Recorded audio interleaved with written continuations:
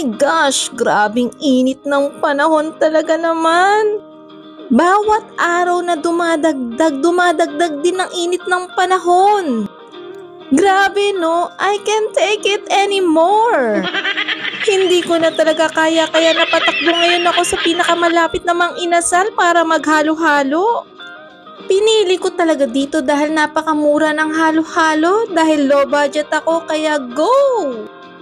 Hindi lang naman dahil mura ang halo-halo dito pero dahil napakasarap pa. May leche flan, ube, sago, buko, at iba pa. Naku naman, hindi ko kayo tinatakam pero kung natatakam kayo, bahala na kayo, problema nyo na yun. Yun bang hinahalo mo pa lang pero takam ka ng kainin? Ako naman, kailangan haluin mo na to para lasap na lasap yung sarap niya.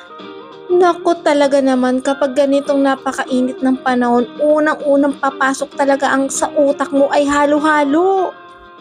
Dahil nga naman napakainit ng panahon, hindi ko muna papangarapin na makakain sa Diwata Pares Overload. Saka na lang siguro ako kakain doon at titikman ng Pares Overload ni Diwata kapag bare months na. Doon at least medyo malamig-lamig na at doon masarap kumain ng pares, diba?